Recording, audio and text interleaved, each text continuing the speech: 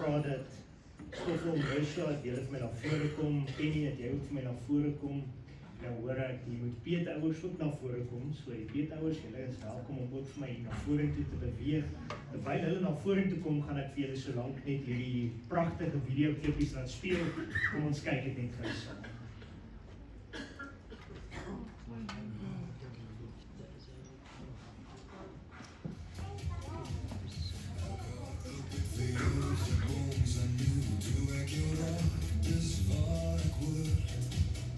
Elke dag zo met je voelt zoals een lied, wat helemaal zelf voor ons krijgt. Ik beloof om te staan wanneer die storms komen. I'll hold your hand through it all. Al verandert die wereld om ons heen, I'll always find you. Ik geef jou mijn hand, mijn liefde, today, tomorrow. You love your tranen, elke geheim, everything you are, everything I am, onze ziel. En ik zal jou nooit loslaten. Like the sun that rises every day. Is jouw next jij, mij alles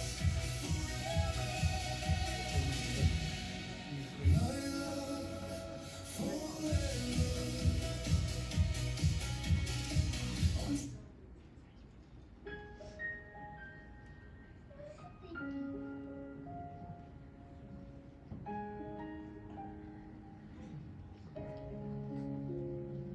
There were photographs I wanted to take,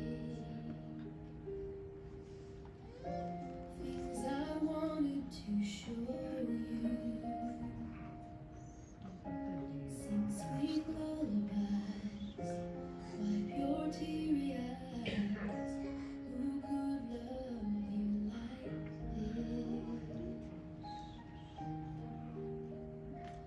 People say that I am brave, but I'm not. Truth is I'm barely hanging on. There's a greater story written long before me, because he loves you like this. I will carry you while your heart beats here, long beyond the empty cradle, through the coming years. I will carry you all my life. I will praise the one who's chosen me. Eintlik amazing as mens na al twee hierdie babetjies kyk, is daar 'n besonderse verhaal van 'n wonderwerk wat plaasgevind het. En mens eer die Here daarvoor, en dit is weer vir ons 'n bewys vandag dat 'n kind is 'n geskenk van God af. En dit is so groot blessing, en dit is so groot eer as ouers na ons toe kom en sê, ek wil die kind in die weë van die Here groot word, want dit is basies wat julle vandag hier kom doen. Julle kom maak 'n belofte, om te kan sê dat julle wil hierdie pragtige kinders leer, julle wil hulle help, julle wil hulle laat ontwikkel, julle wil hulle vorentoe vat. En dis 'n belofte wat julle maak hier voor God vandag en voor die gemeente. En dis so amazing om die paadjie saam met julle te kan stap. En ons eer die Here werklik daarvoor. So, Mosha, Stoffel, beloof julle dat julle alles in julle vermoë gaan doen om vir klein Zian te leer, te ontwikkel, te help, om hom nader en nader aan die Here te bring. Onthou, hy leer by julle, hy sien wat julle doen, en hy word wat julle is, die voorbeeld wat julle stel. So dit is 'n baie groot rol wat julle speel as ouers. Beloof julle dat julle alles sal doen in julle vermoë om hom te leer en te help om te groei en te word wie hy moet wees in die Here. Julle is gebless, Rinel, Jakob, julle is peetouers. Sal julle alles doen in julle vermoë om hulle te ondersteun en te help in hierdie taak om hierdie pragtige seentjie Zian groot te maak in die weë van die Here. Penny, jy het ook 'n wonderwerkie hier in jou hande. Die hom gekry het was daar amper nie hoop nie. En die Here het vir hom 'n tweede kans gegee, die Here het vir jou 'n kans gegee. En jy het gesê, hier's weer doel, 'n rede om te leef. En die klein mannetjie is 'n groot wonderwerk, is 'n blessing van die Here af. Jy het al klaar kinders groot gemaak, hulle is al klaar eintlik uit die huis uit en hier begin jy weer van voor af. Beloof jy dat jy alles sal doen in die vermoë om vir klein Michael te leer, te ontwikkel, te verdiep, nader aan te trek aan die Here en dat jy werklik vir hom die beste voorbeeld sal stel wat 'n ma kan stel vir 'n kind. Sal jy help in daai taak? Jy gaan moet, jy het nie 'n keuse nie. 2 jaar. Nee, kom, ek kry vir die salf. Bid ons gou verder. Stoffel, hy lees so lekker rustig hier by jou, nee. Kom ons. Seën homself in die naam van die Vader, die Seun en die Heilige Gees. Here, ons kom bid vir hierdie pragtige seentjie. Here, ons kom bid en vra dat U nie net 'n wonderwerk sal doen nie. Ons weet van die harte wat daar 'n gaatjie in is en Here, ons kom bid en vra dat dit sal toegaan en ons kom bid dat U werklik hierdie kind sal seën. Here, hierdie is 'n wonderwerk wat U oor hulle pad gebring het. En ons weet dat U het 'n plan met Jan se lewe. Daarom kom bid ons en vra dat U voorafgaande genade daar sal wees om nader en nader te trek tot hy die dag kan kom op 'n plekkie waar hy kan sê ek wil die Here dien met my alles en dat hy werklik U sal dien en dat U nog groot dinge deur hom sal doen. Wees so met Stoffel, wees so met Mirsha. Here, kom seën hulle as ouers en kom help hulle, Here, in hierdie taak wat hulle het. Kom vorm hulle en verdiep hulle in hulle verhouding met U in Jesus naam. Amen.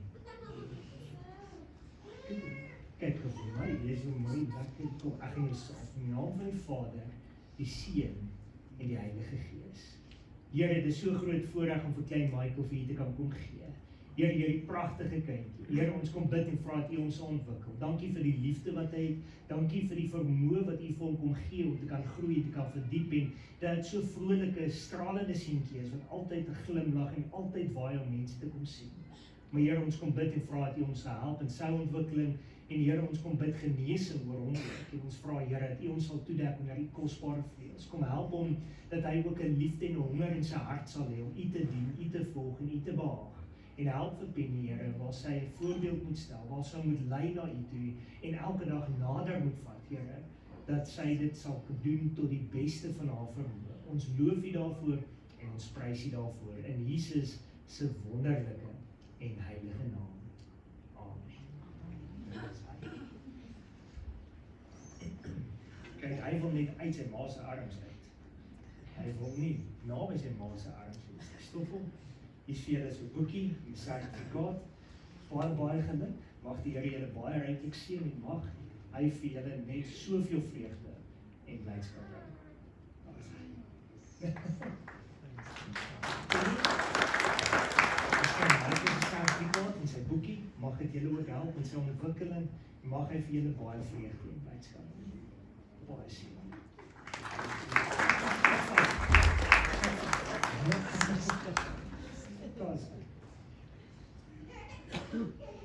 Eerste keer wat ek vir klein Michael sien, steek hy net sy armpies uit en hy wil net na my toe kom en hy wil niks weet om weer na sy ma toe kom, terug te gaan nie. Die volgende ook, eerste ding wat hy doen, toe hy my weer sien by die kerk, wil hy weer in my arms wees, maar toe kom ek agter, is nie vir my nie, is eintlik vir my vrou. Net toe ek wil bly raak, is dit nooit vir my gewees nie.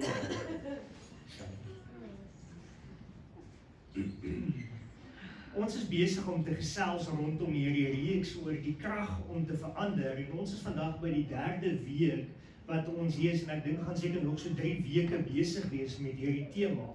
Maar as jy van die dag gaan kyk, dan is daar 'n rede hoekom ek en jy as mens baie keer sukkel om te verander. En baie keer het jy na jouself gekyk en die vraag gevra, hoekom is dit so moeilik om te verander? Hoekom sukkel mense om te verander? Ek het baie keer die besluit gemaak om 'n sekere ding klaar te maak in my lewe. Ek het baie keer besluit om te sê byvoorbeeld, ek gaan stop en ek sal dit nooit weer doen nie en as jy 'n week reg doen jy dit maar net weer. Of dit gebeur net weer in jou lewe of daar's net 'n ding wat jy in sukkel, jy kom net nie reg nie. Jy bly sukkel en sukkel met finansies, jy bly sukkel in omstandighede, jy bly sukkel en sê ek kan nie Bybel lees nie, of wat ook al die scenario kan wees, jy bly vashak op 'n plek wat jy net sê, ek kan net nie vorentoe kom nie, en daar's soveel vrae wat jy het, en soveel issues wat in jou gemoed en deur jou gewete of deur jou lewe gaan, wat jy mee sukkel en sê, Here, ek het hulp nodig om te verander, en jy wonder dalk, hoekom is dit vir my so geweldige stryd?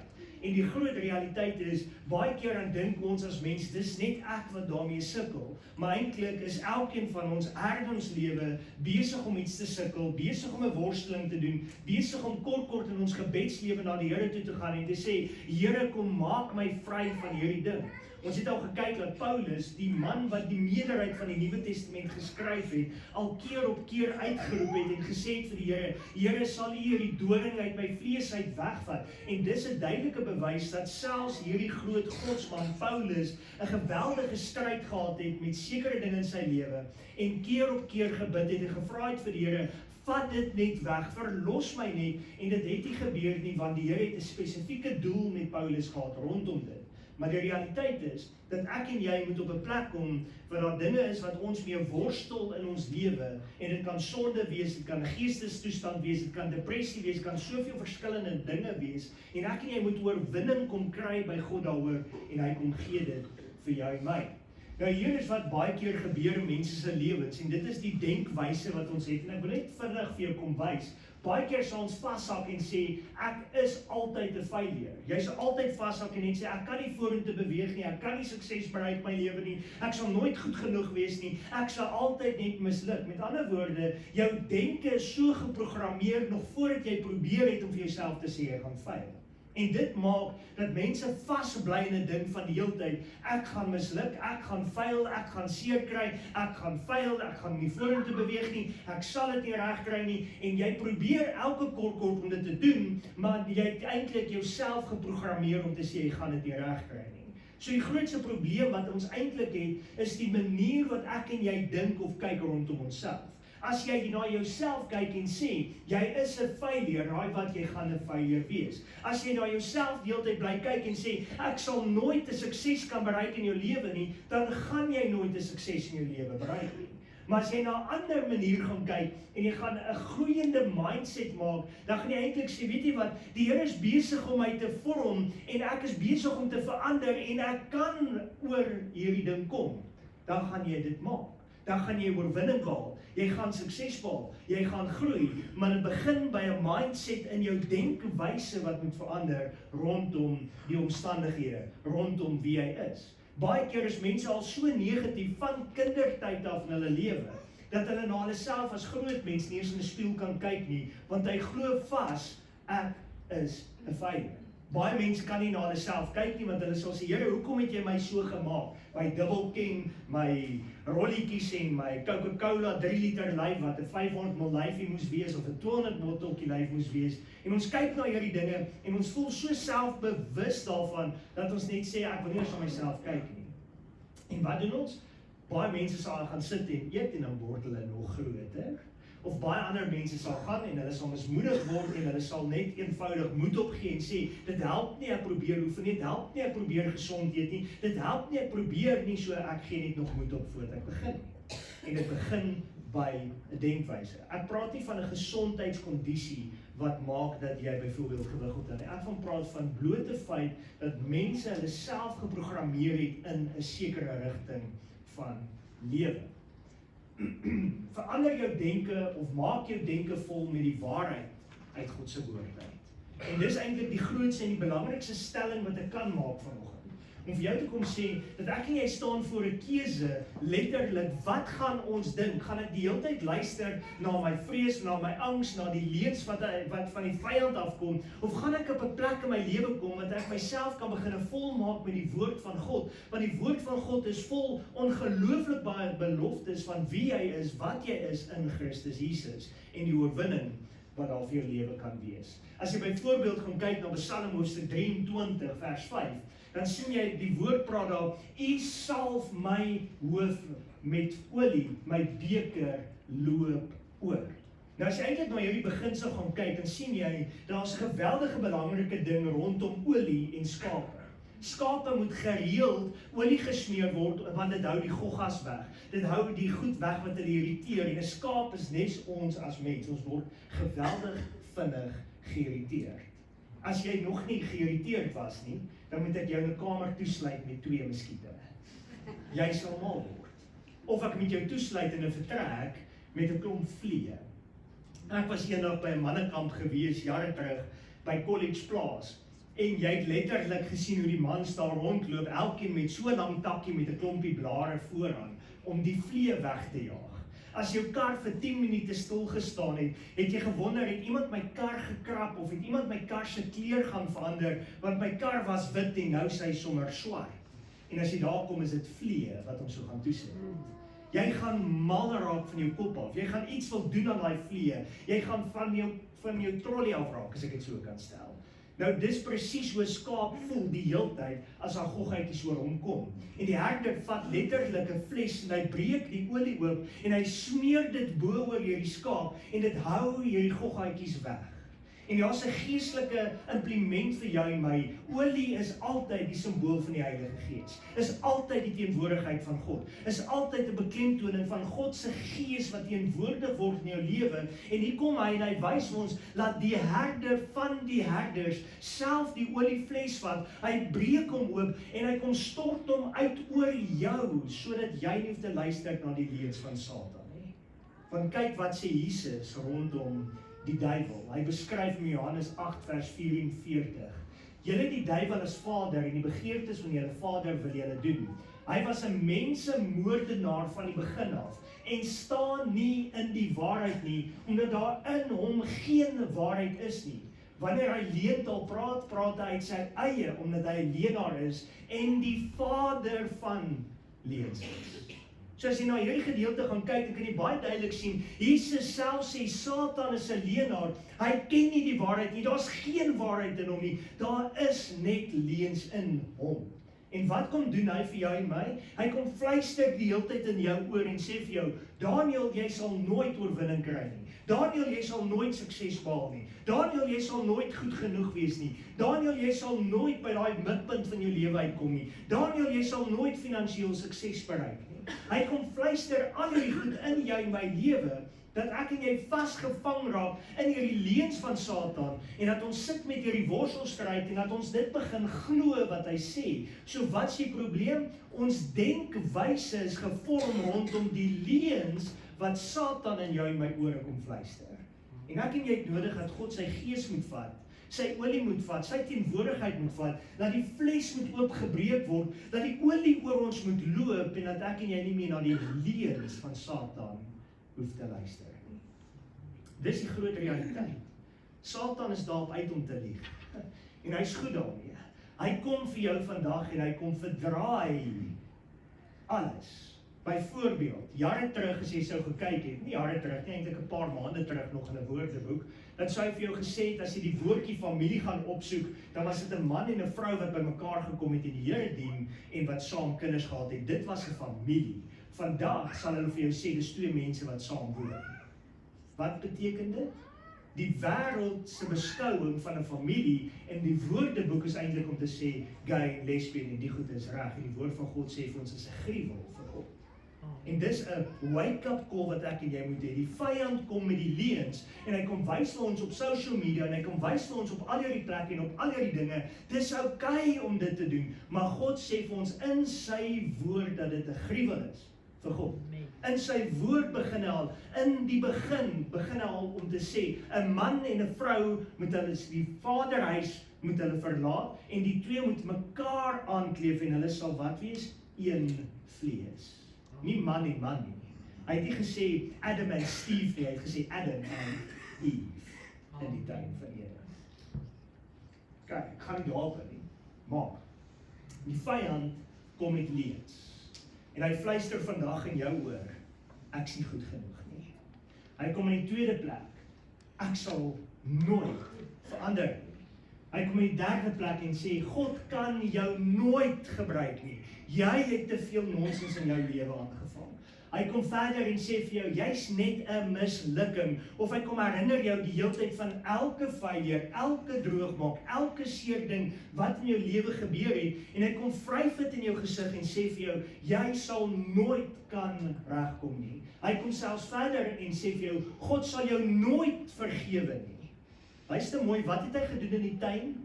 Hy het in die vorm van die slang na Eva toe gegaan en vir haar gesê, is dit waar? Het God gesê, jy mag nie van hierdie boom eet nie? Hoekom mag jy nie van dit eet nie? Hy het gekom met leuns en vandag nog is hy besig met daai presies dieselfde leuen wat Eva voorgeval het. En hy lieg nog steeds vir jou en my. En mense wil nog steeds in daai leuns kom glo. Daar's baie leuns. Ek hoef nie eers na almal in te gaan nie. Jy weet wat hy al vir jou kom fluister. Jy weet wat hy vir jou kom sê. Jy weet wat in jou hart aangaan. Jy weet wat dit is as jy na jouself moet kyk. Jy weet presies wat in jou denke is en baie van dit is gebaseer op die leuns wat die vyand vir jou kom fluister. En dit is tyd dat ek 'n keuse moet maak om te sê, gaan ek myself volmaak en volhou en my denke laat oorloop met al hierdie leuns wat die duiwel in my kop geprint het, of gaan ek my begin volmaak oor wat die woord van God leer en sê van my. God se woord leer vir ons iets anders. Hy sê in Genesis 1 vers 27, luister mooi. En God het die mens geskape na sy beeld, na die beeld van God het hy hom geskape, man en vrou het hy hulle geskape. Nou wil ek dit so kom stel. Nou staan jy daar en kyk vir jouself in die spieël en jy dink by jouself, Here, jy het 'n sin van humor gehad, kyk net my bakhore. Here, jy het 'n sin van humor gehad, kyk net my minhare. Here, jy het 'n sin van humor gehad, kyk hierdie 3 liter Kingsley Coca-Cola lyf. Guess what? Jy is in die beeld van God geskape. Maak nie saak hoe jy lyk nie, bakhore of nie bakhore nie, of jy lank en maar is en of jy kort en vet is, jy's gemaak in die beeld van God. Jy's 'n verteenwoordiging van God se goedheid, God se liefde, God se uniekheid en jy hoef met niemand te kompeteer in die wêreld nie, want elkeen van ons, maak nie saak hoe ons lyk nie, is gemaak in God se beeld. Dit beteken jy's kosbaar, jy's waardevol, jy's uniek. En wat dit eintlik so besonder maak, jy's gemaak in God se beeld en as jy jou vingerafdruk moet vat en die persoon langs jou se vingerafdruk moet vat, is dit nie in dieselfde nie. Nie as jou kind wat dieselfde DNA het as jy se vingerafdruk is dieselfde nie. Baie mense sê vir my, my klein seentjie Andries is my ewe beeld, maar as klein Andries aan iets gevat het, het hy sy unieke vingerafdruk. Ek het my eie vingerafdruk. Hy's sy unieke mens. Hy's gemaak in die beeld van God. Jy is geliefd, Romeine 5 vers 8. Maar God bewys sy liefde tot ons daarin dat Christus vir ons gesterf het toe ons nog sondaars was. Johannes 3 vers 16, want so lief het God die wêreld gehad, die wêreld, die woordjie wat daar gebruik word is kosmos, dis almal wat in die wêreld is, so lief het hy die ganse mensdom gehad, dat hy sy eniggebore seun gegee het en vir jou en my aan die kruis kom sterf. As ek en jy daarna kyk, dan besef ons vandag dat die Here kom en hy kom sê vir jou, ek is lief vir jou. Die vyand kom en sê, God het jou nie lief vir my. Hoor jy die leuen? Ek en jy moet die leuns wegskuif en sê, maar God het aan die kruis kom sterf vir my. God het vir my kom oorwinning gee. God het vir my kom vrymaak, soveel jare terug alreeds. Hy is lief vir my. Jy is God se handewerk. Toe die Here jou gemaak het, jy sien dit reg deur Genesis, elke dag het hy gesê, en dit was goed gewees.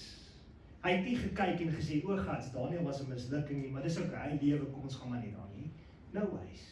Geen kind het die Here gesê, hierdie was 'n oeps gewees nie. Elke persoon wat gebore word, het hy sy asem, die woord sê vir ons sy ruach ingeblaas en vir daai persoon lewe gegee. Met ander woorde, elkeen van ons is gebore met 'n doel. Vir die Here. Efesiërs 2 vers 10. Want ons is sy maaksel, geskape in Christus Jesus, tot goeie werke wat God voorberei, sodat ons daarin kan wandel. Is dit nie amazing om te dink nie? Die Here het gekom en hy het vir jou en my totale oorwinning kom gee oor alles. Hy het vir ons kom in ons werk, deur ons werk. Hy het jou geskape in Jesus Christus vir 'n rede met 'n doel. As 'n babatjie gebore word, het daai kind 'n rede om te lewe. Dis hoekom abortus sonde is, want dis al reeds 'n lewe wat geneem word. Daai abortus, daai kind, het 'n rede om te bestaan. Hy is nie gemaak, 2 Korintiërs 5 vers 17. Daarom as iemand in Christus is hy 'n nuwe skepsel, die ou dinge het verbygegaan. Kyk, dit het alles nuut geword. Die vyand kom met die leuen en sê, die Here sal jou nooit verander nie, jy sal nooit nuut wees nie. Die Bybel sê, hy het jou reeds nuut gemaak, die ou dinge is verby. Is dit nie 'n wonderwerk nie? Is dit nie amazing om te dink nie, die oomblik as jy besef wie jy is in Christus, daar 'n ander identiteit vir jou en my. Is daar 'n ander lewe vir jou en my. God sien nie net wat jy was en waar jy was nie, hy sien waarheen jy op pad is. Ek en jy kyk baie keer net vas waar ek was, en dan dink ons is nog steeds daar, maar die Here sê, ek het jou daar uitgehaal, jy's myne. Die Here het jou nie gelos in die moeilike omstandighede nie, maar baie keer los ons onsself daar, want ons glo nie dat ons daar uit kan kom nie, en dit is tyd dat ons daai denke moet verander. Die Griekse woord vir verander, in Romeine 12 vers 2 sê word verander die vernuwing van die gemoed, maar daai Griekse woordjie verander beteken dieselfde as hierdie woordjie metamorfose, en dis dieselfde proses as 'n wurm wat 'n skoenlapper moet word. En dis presies wat die Here vir jou en my sê. As jy in Jesaja gaan lees of in Jeremia gaan lees, dan lees jy hy sê daar van Israel en Jakob, dan sê hy daar wurmpie Jakob. Sien, ek en jy is die wurmpie wat verander moet word na die skoenlapper. En as jy gaan kyk na dit, dan sê jy daar's 'n proses wat jy moet deurgaan. En die Here is met elkeen van ons besig in daai proses. Hy het nie een van ons gelos om net te bly waar ons is nie. Hy het ons gevat en gevorm en hy stap saam met jou op die paadjie. Dis nie aldag 'n lekker pad nie. Dis baie keer 'n harde pad. Dis baie keer 'n seerpad en baie keer dan voel jy, Here, my is nie daar nie. Hy is daar. Hy is saam met jou. Hy is by jou. So hoe verander ek in jou denke? Want jou denke word al gevorm van dat jy klein is. Hoe jy sekere goed doen. By jou huis word daar sekere goed vir jou geleer. In my ma se huis byvoorbeeld, die bekers in die koffiekas moet almal se ore na die regterkant toe wys. Dieselfde bekers, pinkes moet die een kant staan, wittes moet by die witte staan, die groenes moet by die groene staan. Dit mag nie net in die kas ingedruk word nie. En dis in my lewe ingevorm in wie ek is. As jy in my kombuis instap en die kas gaan oopmaak, dankie tog, die Here het vir my vrou gegee wat dieselfde agtergrond het. Want die bekers is almal op hulle plek. As my kinders daar aankom, dan is dit nag, want as hulle die skottelgoed was en uitpak, dan is dit bekers sommer onderste bo reg op enige manier net in die kas gedruk en dis toe. En dan as ek wil koffie maak en ek maak die kas oop, dan kry ek 'n hartaanval. Hoe dink jy? Jou denke is gevorm van kleins af. Hoe jy kyk na die woord is gevorm van wat in jou lewe gebeur het toe jy 'n kind was. Elke ding wat jy deurgaan is gevorm van 'n sekere tyd af. En dan dink mense baie keer, ek kan nie verander nie, want dis nou maar wie ek is. Nou in 'n huis was daar tweelingbroers gewees. Hulle pa was alkoholist. Hy het verskriklik gedrink, verskriklik geleef. En die een boetie het opgestaan en gesê, ek gaan nie soos my pa wees nie. Hy het opgestaan, uit die huis uitgeklim, geweldige groot besigheidsman geword, geweldige groot sukses gemaak in sy lewe, die Here teen volle gaan dien met alles wat hy het. En mense vra vir hom, hoekom? Toe sê hy, want ek het gesien wat drank in my pa gedoen het. Die ander broer het gegaan en gesê, my pa drink, ek gaan drink. En hy het presies dieselfde paadjie gestap as wat sy pa gestap het. Hy het nêrens gekom in sy lewe nie. As hy bietjie geld gehad het, het hy gaan drink. As hy weer geld gekry het, het hy weer gaan drink. Die man het vasgevang in hierdie ding. Hulle vra vir hom presies dieselfde as sy broer. Hoekom het jy gekies om in drank in te gaan? En hy sê vir hulle, my pa het die voorbeeld gestel. Dis my DNA. Ek het nie 'n keuse nie. Dit was sy woorde. Elkeen van ons het 'n keuse. Jy kan verander as jy anders gaan dink oor jouself. Dit kan gebeur. As jy die leuns hoor, vervang dit met die waarheid uit God se woord. Met ander woorde, ek en jy moet tyd met die woord van God spandeer, want dis die woord van God wat ons denkwyse in staat stel om anders te dink. So as hy kom met die leuen en sê jy's waardeloos, dan sê hy nie ek is nie, ek is duur gekoop deur die bloed van Jesus Christus. Hoeveel keer sit ons in die as en sê ek is worthless, ek beteken niks, ek is nie goed genoeg nie, nie eens my kinders wil my hê nie. Nee, God sê jy is duur gekoop. Jy is waardevol. Ek kan nie verander nie. God sê in sy woord, jy is tot alles in staat deur Christus wat jou die vermoë gee. Jy het God se dinamoeskrag, is die Griekse woord. Dinamoeskrag, dinamietkrag tot jou beskikking om te verander. Dieselfde krag wat hom uit die dood uit opgewek het. Dieselfde krag wat hy gesê het, Lazarus word wakker, Lazarus staan op. Daai selfde krag is tot jou en my lewens beskikbaar gestel om anders te kan leef. Hier kom hy verder en sê, die leuen, ek is alleen, en God sê in sy woord, ek sê jou nooit begewe en jou nooit verlaat. Here, maar dit voel as wat teen die plafon vasbyt. Here, dit voel as wat ek alleen is. Here, niemand hoor my nie. Here, waar is U? God is daar. Hy's by jou. Al voel dit nie so nie. Hy is saam met jou. Neem jou gedagtes gevange. 2 Korintiërs 10 vers 5. Terwyl ons planne verbreek en elke skans wat opgewerk word teen die kennis van God, en elke gedagte gevange neem tot die gehoorsaamheid aan Christus Jesus. Luister mooi na hierdie ding. Het jy al besef hoeveel gedagtes het jy elke dag? Duisende. Nou, aan die een kant Psalm sê jou lewe is so kort soos 'n gedagte. Dis iets om aan te dink en bietjie te skrik. Maar aan die ander kant dan kom hy weer en sê vir jou, neem elke gedagte gevange. Met ander woorde, daai gedagte kom bring dit na jou toe en kom sê, Here, maar hierdie gedagte, is dit werklik van U af? Is hierdie gedagte werklik wie ek is? Is hierdie gedagte werklik iets wat my nader trek, iets wat my opbou? As dit nie jou bou nie, as dit jou nader trek aan God nie, dan gooi jy die gedagte weg. Maar as dit iets is wat tot seën van jou lewe is, hou vas aan hom. Maar wat doen ons as mens?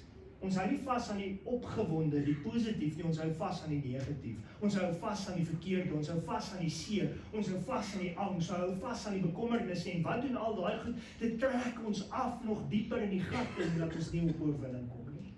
Ek en jy het nodig om op 'n plek te kom wat ons kan sê, Here, ek weet ek is oorwinnaar, ek weet ek is kosbaar, ek weet ek is geliefd, ek weet ek is waardevol, ek weet ek is tot alles in staat deur Christus wat my krag gee, en daarom kom ek op 'n plek, Here, wat ek daai gedagtes in my hart gaan bære, want niks is onmoontlik vir U nie, niks.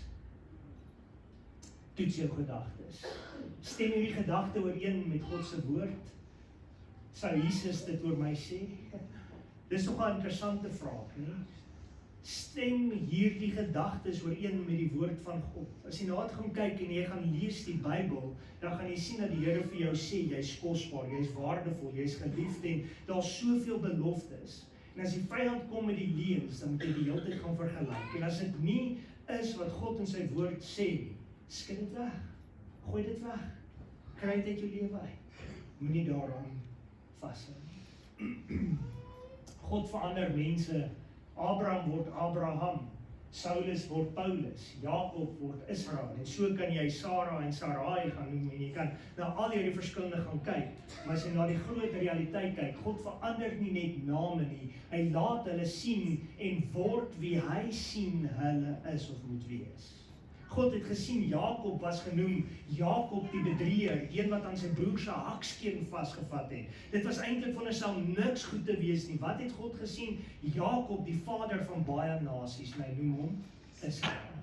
Jy sien, God sien 'n groter prentjie. Ek en jy sien dit nie altyd nie.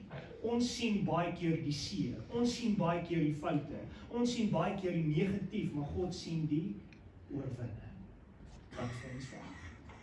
Baie mense leef nog met die ou naam van ek se mislukking, skuldgevoelens, ek is minder waardig, ek het verwerping ervaar, my ma wou my nie gehad het, van babietjie af, en wat ook al die saak mag wees.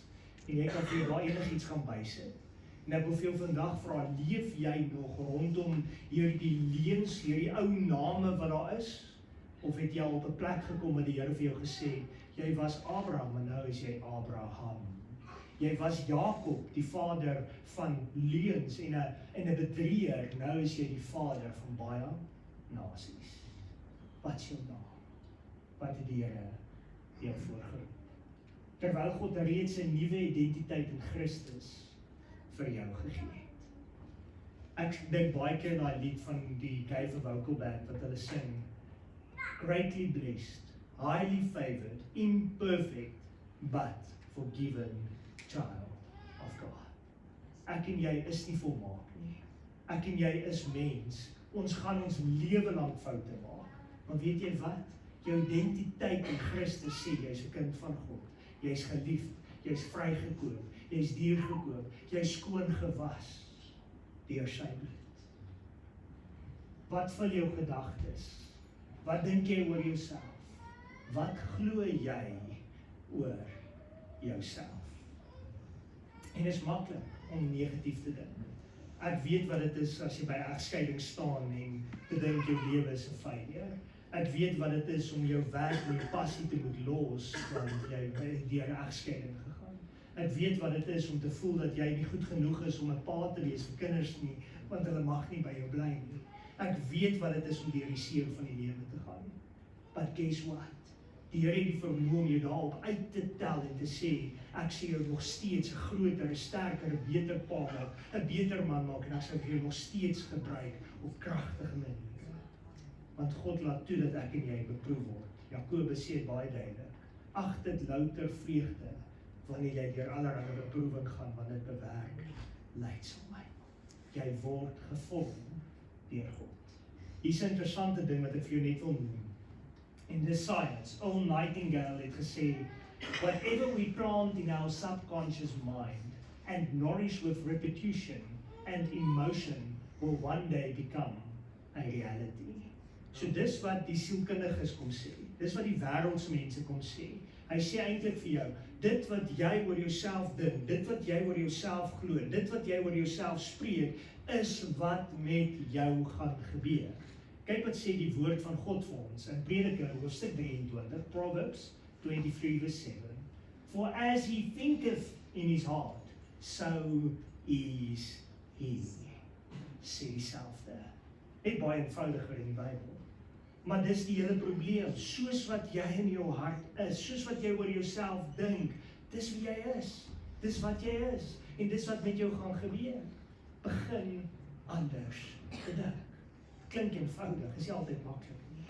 Maar begin na jouself te kyk en te sê, jy's geliefd, jy's waardevol, jy's kosbaar. Het jy agtergekom, as jy dit vir 21 dae lank gaan doen, elke dag van jou lewe, en jy gaan staan na daai 21 dae voor die spieël, gaan jy nie meer na jouself kyk en sê, ek's 'n failure, ek's 'n mislukking, en die Here het 'n sin van humor gehad toe hy my gemaak het. Nee. Jy gaan na jouself begin kyk en sê, ek is kosbaar, ek is geliefd, ek is waardevol, ek is skoon gewas, ek is tot staat deur Christus, deur alles wat my krag gee. Ek kan enigiets doen, enigiets bemagtig. Hoekom? Want jy gaan dit begin glo. En dis hoekom dit belangrik is om dit vir jouself te spreek. Psalm 23, vers 5. As jy die hele Psalm vat, vers 4 sê, al gaan ek deur die dal van doodskade weer, ek sal geen onheil vrees nie. Al sit jy in die diep donker gat, al is jy op daai plek wat jy dink niks of niemand kan my uithaal nie, kom die Here met die belofte en sê, jy hoef niks te vrees nie. Hoekom? Want U is met my. U stok en die staf, die vertroos my. Met ander woorde, die Here kom en hy kom staan by jou. Jy's in daai gat, jy's in daai moeilike omstandighede. Hy kom steek sy hand uit en hy sê, my kind, ek wil jou oprig. En een van die mooiste voorbeelde van my is, as jy gaan kyk na Daniël se 3 vriende. Daniël se 3 vriende staan skuldig en daar word vir hulle gesê, julle moet hierdie God, hierdie beeld aanbid en as julle nie voor hom buig nie, sal julle in die vuuroond gegooi word. En dan word vir hulle 'n laaste kans gegee en gesê, buig net voor hierdie beeld, aanbid hom net en julle kan lewe. En hierdie 3 manne sê, ons sal nie voor hom buig nie, want daar's een God en dis die God van Abraham, Isak en Jakob. En dis die God wat ons gaan dien. en hulle weier om te buig voor hom. En hierdie koning raak so kwaad dat hy hierdie 3 manne vat en hy sê, maak hierdie oond 7 maal warmer. Hy vat hierdie manne en hy gooi hulle in die vuur in. Die manne wat hulle ingegooi het, is doodgebrand as gevolg van die hitte.